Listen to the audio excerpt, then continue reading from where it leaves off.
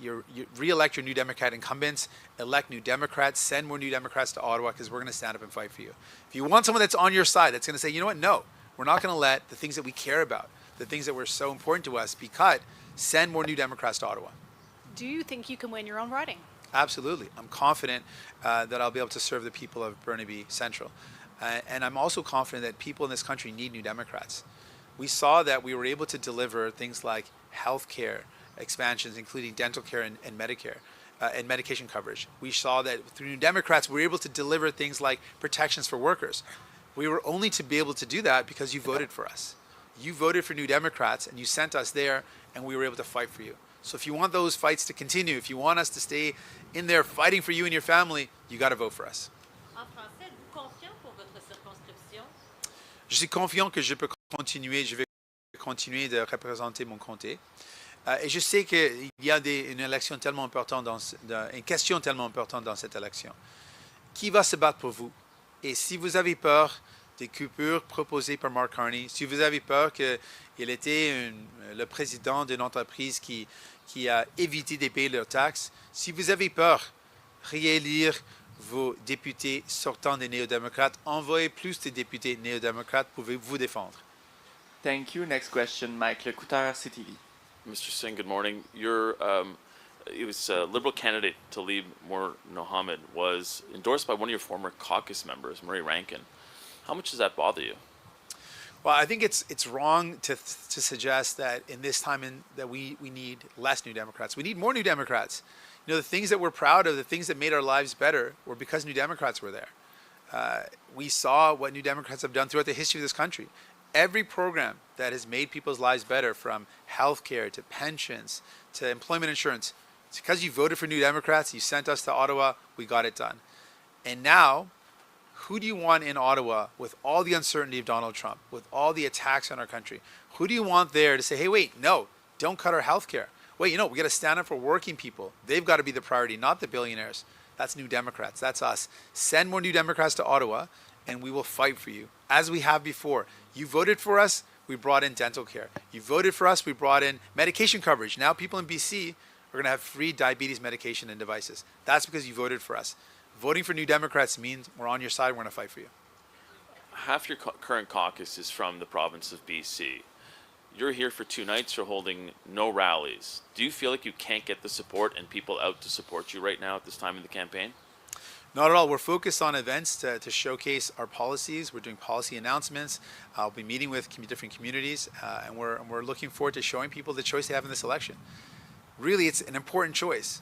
And the question comes down to, if you want someone on your side fighting for you in these uncertain and turbulent times, who's going to always put you and your family first? Who's always going to put workers first? Who's always going to put families and seniors first? That's us. Other guys are interested in the billionaires, they're interested in the CEOs and the big corporations. We're interested in fighting for you. Si, prochaine question, Valérie Gamache, Radio-Canada. Bonjour, M. Singh. Il y a Bonjour. des voix conservatrices qui s'élèvent actuellement qui disent que envoyer un gouvernement libéral à Ottawa, c'est voter en quelque sorte pour la séparation de l'ouest du pays. Avez-vous l'impression, vous, que l'unité du pays est en danger dans cette élection-ci? Non, au contraire, je pense qu'il y a une unité incroyable que j'ai vue pendant les attaques de Donald Trump, le fait que les Canadiens et Canadiennes veulent défendre notre pays, sont fiers d'être Canadiens, sont fiers de nos valeurs. Et c'est quoi nos valeurs qui représentent qui nous sommes? Une valeur, c'est le fait qu'on veut prendre soin les uns des autres, et la santé publique et universelle représente ces valeurs. Donc, on doit défendre ces valeurs. On doit défendre ce qui nous sommes. Et la façon de le faire, c'est d'élire des néo-démocrates qui vont défendre ces valeurs, qui vont défendre notre système de santé. No, in fact, I've seen the opposite. I've seen Canadians coming together in an incredible show of unity. I've seen so many Canadians showing resilience and resistance to the threats of Donald Trump. Canadians saying that, no, we're going to fight back and defend our country and defend our values. And one of those values is that we believe in taking care of each other. That's who we are as Canadians. And the way that we do that, the way we represent that value, is through our universal public health care. And so when you're making a choice in this election, who's going to defend your actual values? The idea of taking care of each other and universal health care. That's a New Democrat. Et puis, une des nouvelles conséquences qu'on voit de l'arrivée de Donald Trump à la Maison-Blanche, c'est une nouvelle vague de migrants illégaux, notamment par le chemin Roxham. Il y en a eu 200 la semaine dernière. Ça ressemble un peu au chiffre qu'on avait là, quand on a décidé de fermer cette voie de passage. Craignez-vous qu'on vive une nouvelle crise migratoire avec les politiques actuellement qui sont adoptées du côté américain? Oui, il y a des problèmes pour sûr. Donc, je pense que le gouvernement fédéral doit faire sa part pour de mettre en place les ressources nécessaires pour éviter ce qui s'est passé dans le passé. On doit avoir les ressources au niveau fédéral, les investissements nécessaires pour éviter ce qu'on a vu dans le passé. Thank you. Next question, Regan Hasegawa, CTV. Good morning, Mr. Singh. I just wanted to get your reaction to new Nanos research polling that shows that the NDP has just 8% support and is now at a 25-year low in terms of support for the federal party. Well, this is an important election, and campaigns matter. So I want you to know, in this election, the choice is really important. That we've got all this uncertainty from Donald Trump and his attacks on workers, attacks on people. Who's going to stand up and defend your values? Who's going to say, you know what, I'm not going to let Mark Carney cut our health care. I'm not going to let Mark Carney let rich investors with deep pockets from other countries buy up homes that should go to Canadians. We're the only ones talking about those things. We're the only ones who are going to stand up for you. So send more New Democrats to Ottawa to defend the things that you care about that matter to you. Do you feel that you've had enough of a presence in BC during this election campaign so far to show that the specific issues that matter to British Columbians are a top priority for you? Well, we've got a number of weeks that remain, and so we're going to make sure we spend our time across this country. Of course, we've got a huge country, so we're trying to get everywhere and let people know that they've got a choice in this election. And for folks that are really worried, they're saying, you know what, I'm pretty sure that we're rejecting Pierre Poilievre and the Conservatives, but I'm starting to get more and more worried about the cuts that Mark Carney's talking about. I'm worried about the fact that, you know, he was the chair of a company that profited off the housing crisis. I don't think he's going to be the one that will help fix the housing crisis.